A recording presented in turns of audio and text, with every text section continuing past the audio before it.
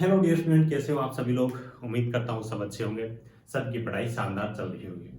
प्यारे बच्चों, शानदार अपडेट आ रही है एआई एयरपोर्ट सर्विसेज की तरफ से। वैसे पहले इसको एयर इंडिया के नाम से जाना जाता था, एयर इंडिया ट्रांसपोर्ट के नाम से जाना जाता था, लेकिन अभी इसका नाम चेंज कर दिया गया है। ये इसका न्यू दिल्ली में हेडक्वार्टर है, अलग अलग एयरपोर्ट के लिए भर्ती करती है। जयपुर एयरपोर्ट के लिए भर्ती आई हुई है, कहीं दूसरी जगह आपको जाने की जरूरत नहीं है। जयपुर सांगानेर में आपका इंटरव्यू होने वाला है। इंटरव्यू आपका किस डेट का होगा, क्या क्या आपको लेके जाना है, सब चीजों के बारे में जानकारी दूंगा और सब चीजें आपको प्रोवाइड भी करवाऊंगा। वीडियो को लास्ट तक जरूर देखना, बहुत ही शानदार अवसर है। वैसे राजस्थान वाले बच्चे है ना, उनके लिए तो और भी अच्छा अवसर है। कुछ पोजीशन ऐसी है जिनमें दिया गया कि इंटरव्यू में अगर आप मारवाड़ी में, राजस्थानी में, लोकल लैंग्वेज में कन्वर्जन करते हो तो आपको वहां पे वरीयता दी जाएगी। तो दो चार फटकारी आप मारवाड़ी में मारोगे तो हो सकता है आपको नौकरी मिल जाए। तो इस अवसर को छोड़ना नहीं है। आप इलिजिबल हो तो आपको फॉर्म भरना है, वहां पे जाना है। और अगर आप इलिजिबल नहीं हो तो आपके भाई बहन दोस्त जो भी है उनके साथ में इस वीडियो को शेयर जरूर करना। सैलरी बहुत ही शानदार है और जयपुर लोकेशन तो आपको पता है कितनी अच्छी लोकेशन है। लोगों का सपना होता है जयपुर में रहने का। ये नोटिफिकेशन है 15 अप्रैल को जारी किया गया है। मई में आपको इंटरव्यू होने वाला है। अलग अलग एजुकेशन क्वालिफिकेशन के इंटरव्यू है, वो भी अलग अलग डेट पे होने वाले। ठीक है, ये नोटिफिकेशन का यहाँ पे नंबर दे रखा है ना, ये नोटिफिकेशन का नंबर है। उसके बाद walk in interview recruitment for Jaipur airport. ठीक है, तो जयपुर एयरपोर्ट के लिए भर्ती की जा रही है। जैसे कि मैंने आपको बताया, स्टेशन है आपका एयरपोर्ट रहने वाला है। पहली जो पोजीशन है जूनियर ऑफिसर टेक्निकल, यहाँ पे टोटल 2 वैकेंसी रखी गई है और इंटरव्यू की डेट है वो 8 मई रखी गई है। ठीक है, और उसके बाद में कस्टमर सर्विस एजुकेटिव है, टोटल 21 वैकेंसी रखी गई। यहाँ पे जो वैकेंसी दी गई है ना, केवल वैकेंसी इतनी नहीं है, आगे इन्होंने डिटेल में लिखा भी, ये वैकेंसी तो है ही है। उसके बाद हमारी जो फ्यूचर के अंदर रिक्वायरमेंट होगी उनके लिए भी वेटिंग लिस्ट हम यहीं से तैयार कर लेंगे। दोबारा भर्ती नहीं करेंगे तो आपको और ज्यादा फायदा है। जूनियर कस्टमर सर्विस एजुकेटिव के लिए 21 वैकेंसी रखी गई है। इनकी इंटरव्यू की डेट रखी गई 9 मई। उसके बाद रैंप सर्विस एजुकेटिव है, टोटल 18 वैकेंसी रखी गई है। यूटिलिटी एजेंट कम रैंप ड्राइवर के लिए टोटल 17 वैकेंसी रखी गई है। 10 मई का इनका इंटरव्यू होगा। हैंडीमैन के लिए टोटल 66 वैकेंसी रखी गई है। 11 मई को आपका इंटरव्यू होने वाला है। डायरेक्ट आपका देखिए यहाँ पे 66 वैकेंसी, डायरेक्ट 10th वाले बच्चे यहाँ पे आवेदन कर पाएंगे। ठीक है, और उसके बाद वेन्यू यहाँ पे इन्होंने दे रखे हैं मध्यवर्त एविएशन एकेडमी है ना, ये जो आपका सांगानेर जयपुर में। तो ये कंप्लीट एड्रेस आपको नोट कर लेना है।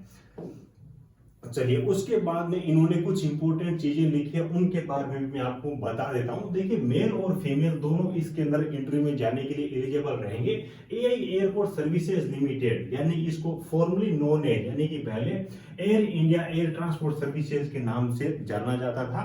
ठीक है, उसके बाद देखिए, विशेष to fill the existing vacancy as per the estimated recruitment, यानी कि एग्जिस्टेंट वर्तमान के अंदर जो वैकेंसी वो भरने जा रहे हैं। And maintain A waiting list for vacancies arising in future, यानी कि फ्यूचर के अंदर जो वैकेंसी अराइज होगी उनके लिए भी वेटिंग लिस्ट अभी से तैयार करेंगे, है ना। जयपुर एयरपोर्ट पे आपकी नौकरी होगी। एक चीज ध्यान रखना, परमानेंट वैकेंसी वैसे ये लिख के नहीं देंगे कि हम सरकारी नौकरी दे रहे हैं। फिक्स टर्म कॉन्ट्रैक्ट बेसिस की लिखा हुआ है 3 साल का, लेकिन इनका कॉन्ट्रैक्ट खत्म नहीं होता है, रिक्वायरमेंट बढ़ती जाती है। इस चीज का ध्यान रखना। ठीक है, हालांकि निश्चिंत नहीं हो सकते भी परमानेंट रखेंगे।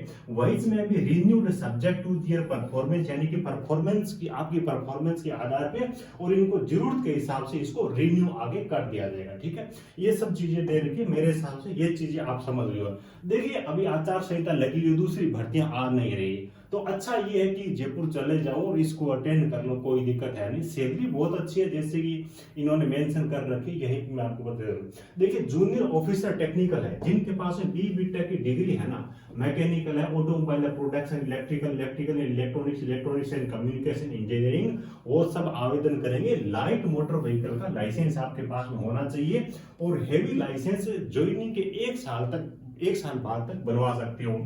29,760 रुपए यहाँ पे इन्होंने दे रखे बेसिक के। उसके बाद में कुछ अलाउंसेस वगैरह भी और एक्स्ट्रा मिलेंगे। मान के चलिए 40K तक आराम से आपकी सैलरी बन जाएगी। ठीक है, 28 वर्ष एज लिमिट है। बाकी SC ST को 5 साल की और OBC को 3 साल की यहाँ पे छूट मिल जाएगी। ये चीजें सेंट्रल गवर्नमेंट के, ध्यान रखना।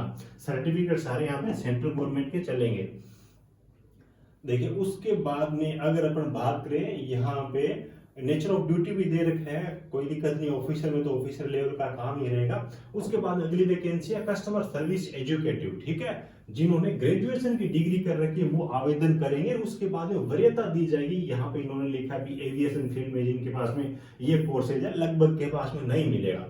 ठीक है, आपको पीसी यूज करना आना चाहिए। ये जो है जूनियर आपका कस्टमर सपोर्ट एग्जीक्यूटिव है, इंग्लिश और हिंदी दोनों में बोलने में वो मतलब कि समर्थ होने चाहिए, उनको वरीयता दी जाएगी। 24,960 बेसिक रहेगी, बाकी अलाउंसेस वगैरह एज लिमिट वही 28 + 5 और +3 वाली रखी गई है।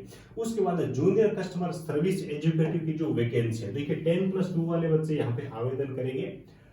और उसके बाद ज्यादा कोई खास चीजें है नहीं, 21,270 बेसिक एज लिमिट यहाँ पर भी वो सेम रखी गई है।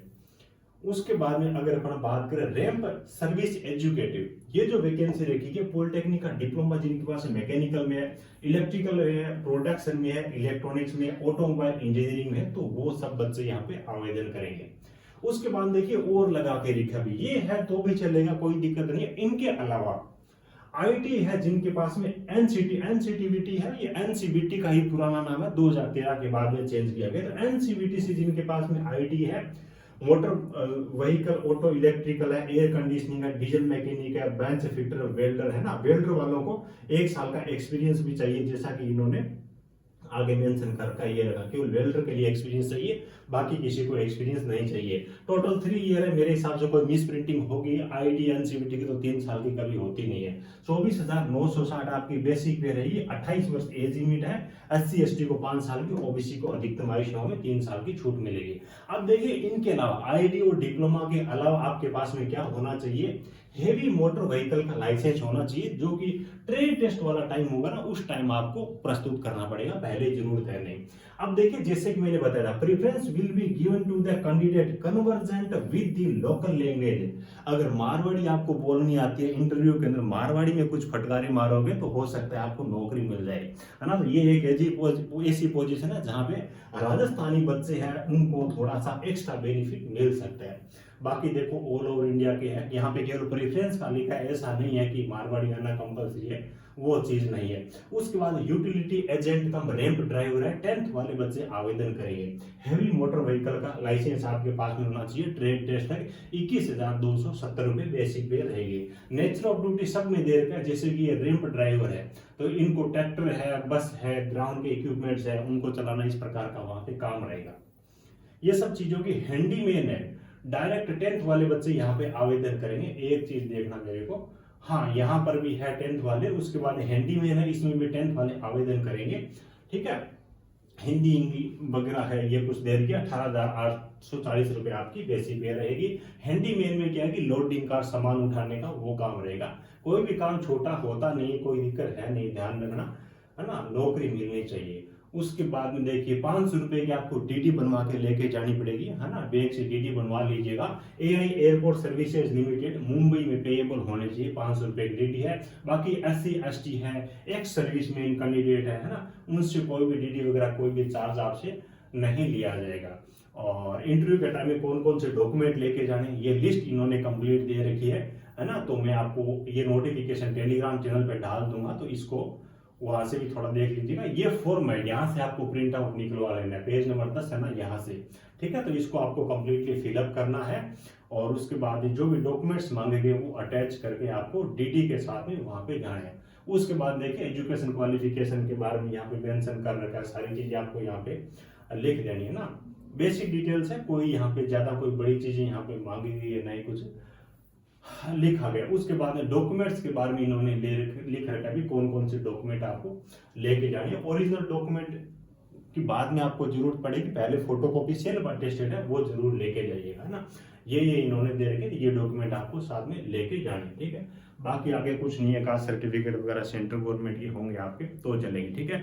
उम्मीद है सब चीजें बहुत ही अच्छी तरीके से आपको समझ में आई होगी। ये नोटिफिकेशन टेलीग्राम में डालूंगा, उसको ज्वाइन करना, इसको डाउनलोड कर लीजिएगा। नोटिफिकेशन आप चाहो काम वगैरह किस प्रकार का रहेगा तो सब चीजें इसमें दे रखी है, वो आप रीड कर लीजिएगा, फॉर्म का प्रिंट आउट निकाल लीजिएगा, ठीक है।